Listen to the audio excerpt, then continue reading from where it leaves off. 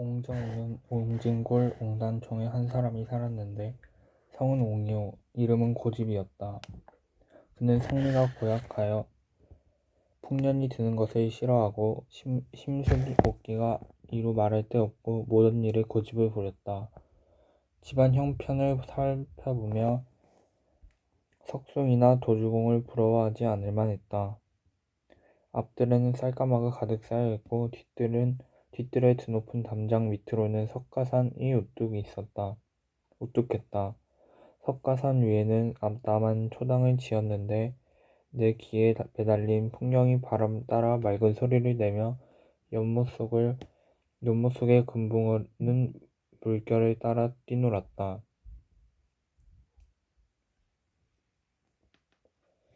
동편뜰의 모란꽃은 봉오리가 반쯤 입을 벌렸으며 활짝 피었던 외철쭉과 진달래는 춘삼을 모진 바람에 땅으로 분분히 떨어졌다. 서편뜰 앵두꽃은 담장 안에 곱게 피고 영산홍, 자산홍은 한창이요 매화꽃, 복사꽃도 제철이라 정원빛이 찬란했다. 팔작집 기와지붕에 대청마루와 3층 난간이 있고 해살창의 돼장지와 영창에는 안팎 걸쇠와 구리사부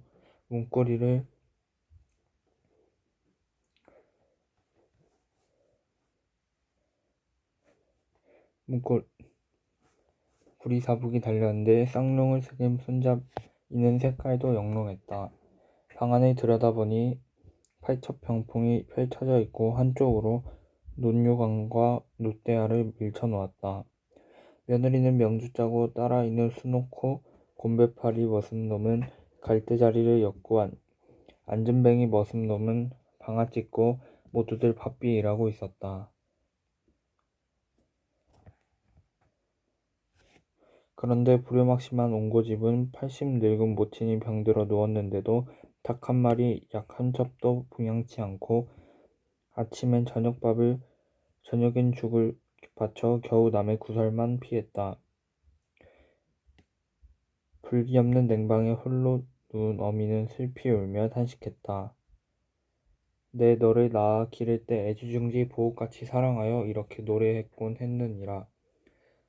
은자동아 금자동아 티없이 맑은 백옥동아 천지만물 이럴동아 하늘같이 어질거라 땅같이 드넓거라 금은 준들 너를 사랴 은을 준들 너를 사랴 천생 인간 보배는 너 하나뿐이로다. 이같이 사랑하며 너 하나를 키웠더니 그 공을 내 어찌 모르느냐. 옛날에 효자 왕상은 얼음 속에 잉어를 낚아 병든 모친을 봉양했다는데 그렇게는 못할 망정 불효는 하지 말거라. 불경한 옹고집은 어미 말에 대꾸했다. 진시황은 만리장성을 쌓고 아방궁을 높이 세워 삼천궁녀를 찾아다니며 천년만년 살려고 하였소. 그러나 그도 먼 산의 일개 무덤 속에 죽어 묻혔고 백존백승 초패왕도 오강에서 자결하였으며 안영 같은 학자도 30세에 유절했다고 합니다. 그러니 오래 살아 무엇 하려오. 옛글에 인간 70고래이라 하였으니 80이 된 우리 모친 오래 산들 쓸데없고 오래 살면 욕됨이 많으실 뿐이요. 도척같이 몹쓸 놈도 있는데 어찌 나를 가지고 시비를 하오. 이렇듯 못된 옹고집은 불도 또한 없인 여겨 중을 보면 잡아다 귀에 구멍을 뚫고 어깨에 뜸질을 하게 일쑤였다. 이놈의 심부가 이러하니 온가의 집 근처에는 동량 중에 얼씬도 하지 못했다. 한편 월출봉 취암사에 도사 한 분이 있었는데 높은 술법은 귀신도 놀랄 지경에 이르러 있었다. 하루는 도사가 학 대사를 불러 말했다. 내 듣자 하니 옹단총에 옹자수라 하는 놈이 불도를 업신여겨 중을 보면 원수같이 군다 하는데 내 그놈을 찾아가서 혼내주고 돌아와라. 학대사는 분부를 받고 길을 나섰다. 그는 헝 굴각과 마의 장삼을 걸치고 백팔 염주를 목에 걸고 육환장을 짚어 허우적허우적 산에 내려갔다. 육환장을 학대사는 해가 지고 석양영이 되어서야 온가 집에 이르렀다. 안팎 중문이 활짝 열렸기에 묵탁을 치며 권선문을 펼치고 연부를 하기 시작했다. 천수천왕 관자재 보살 주상전하 만만세 왕비전하 수만세 시주 많이 하옵시면 극락세계로 가리다. 아미타불 관세음보살. 이때 할미종이 중문에 기대어서 넌지시 이르렀다. 여보시오, 소문도 못 들었소? 우리 댁 좌순님이 충곤증을 못 이겨 초당에서 낮잠이 드셨는데 잠이 깨면 동량은 고사하고 귀만 뚫리고 갈 것이니 일찌감치 돌아가소. 학대사가 대답했다. 높은 누가 큰 집에서 중을 어찌 이렇게 소홀히 대접하오? 악한 일을 많이 한 집은 반드시 재앙이 있고 선한 일을 많이 한 집은 반드시 경사가 있다고 하였소. 소승은 영암 월충범 취암사에 사는데 법당이 퇴락하여 천리길 멀다 않고 귀댁에 왔으니 황금 1,000냥만 시주하십시오. 합장 배례하고 목탁을 두드리니 옹자수가 벌떡 일어나 미자지를 드르륵 밀면서 소리쳤다. 어찌 그리 일어나냐? 종놈은 조심조심 여쭈었다. 문 밖에 중이 와서 동량을 하나이다. 옹자수는 벌컥 화를 내며 누나를 부라리고 소리질렀다. 괘씸하다 이 중놈아. 시주하면 어찌 된다는 게냐? 학대사는 이 말을 듣고 육한장을 눈 위로 높이 들어 합장 배례하며 대답했다. 황금 1,000냥만 시주하며 소승이 절에 가서 수륙제를 올릴 테인데 아무면 아무촌 아무개라 외우면서 축원을 드리면 소원대로 되나이다.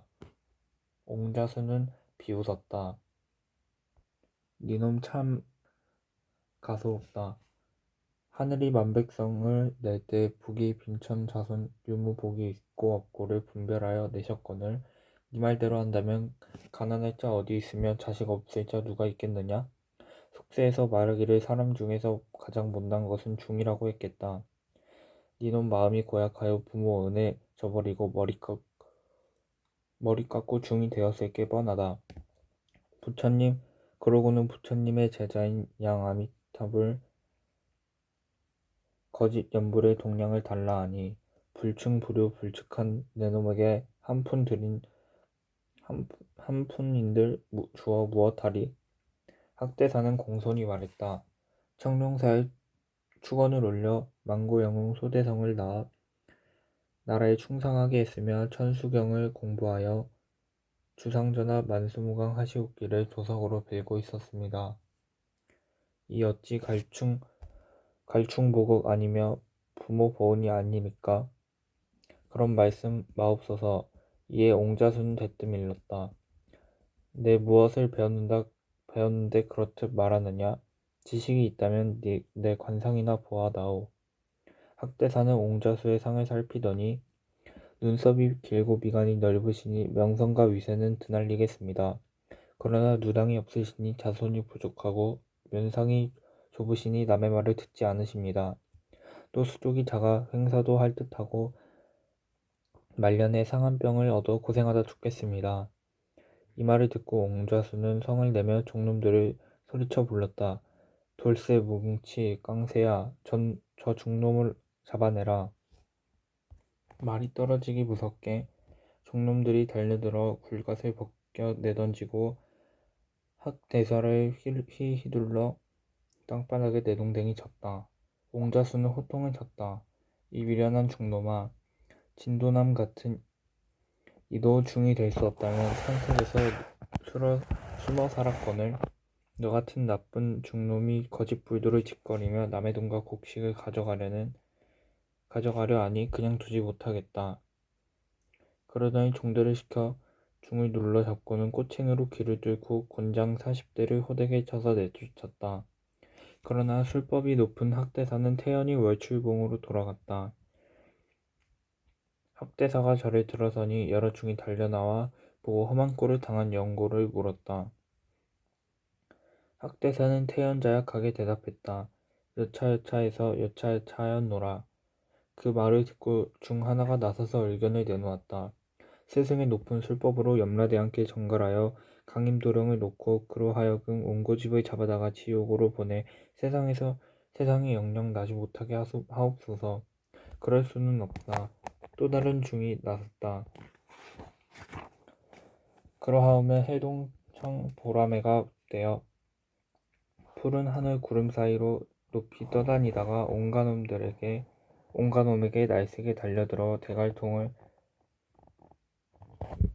덕석 쥐고 두 눈알을 꼭지 떨어진 수박 파듯 하십시오. 아서라 그것도 하지 못할 짓이다. 또 한중이 나서서 말했다. 첩첩산중 맹호가 되어 깊은 밤에 온갖 놈을 물어다가 사람 없는 험한 산 외진골에서 뼈도 남기지 말고 드십시오. 학대사는 또 고개를 가로저었다. 그도 역시 안 되겠다. 다시 한중이 여쭈었다. 그러하면 신미산 여우가 되어 분단장 곱게 하고 비단옷으로 맵시를 낸 다음 여색 밝히는 옹고집 품에 드십시오. 그런 후 아름다운 얼굴로 이렇게 말하며 옹고집을 속이는 것입니다. 첩은 본디 월공 선녀이온데 옥황상제께 죄를 지어 인간계로 쫓겨났습니다. 이 몸 어디로 갈 바를 몰라 헤매는 산신님이 좌수님과 연분이 있다 하여 얘기해 주시기에 찾아왔나이다. 이러면서 온갖 교태를 다 보이면서 옹고집이 필경 크게 혹하여 달려들 것입니다. 그리하면 등 쓸고 배 만지며 온갖 희롱진탕하다 병들어 말라 죽게 하옵소서. 학대사는 벌떡 일어나며 손을 내주었다. 아서라 그도 못하겠다. 술법 높은 학대사는 한 가지 괴이한 깨를 깨내었다. 그는 집 한 단을 가져다 허수아비를 만들었는데 영락없이 옹고집의 상이었다. 거기에 부적을 써 붙이니 그 화상은 말대가리 주걱턱에 어디로 보나 온가였다. 이 허수아비를 온가집으로 보냈더니 사랑채를 차지하고 앉아 하인들에게 태연스럽게 분부를 내리는 것이었다. 늙은 종 돌쇠야, 젊은 종 뭉치야, 깡새야, 어찌 그리 게으르게 자빠졌느냐. 말에 콩 주고 소염을 썰어라. 춘단아 빨리 나와 방 쓸어라. 이리 보나 저리 보나 분명한 옹자수였다. 이때 실온가가 들어서며 큰 소리로 꾸짖었다. 어떤 놈이 왔기에 이렇게 사랑채가 소란하냐? 하온가는 이 말을 듣고 나앉으며 대꾸했다. 그대 어떤 사람이기로 예의 없이 남의 집에 들어와 주인 행세를 하느뇨? 실온가는 버럭 성을 내며 호령했다. 네가 내 집 재물을 탈취하려고 허락 없이 내 집 안으로 들어왔으려다. 내 그냥 놔두지 않겠다. 깡새야, 이놈을 잡아내라.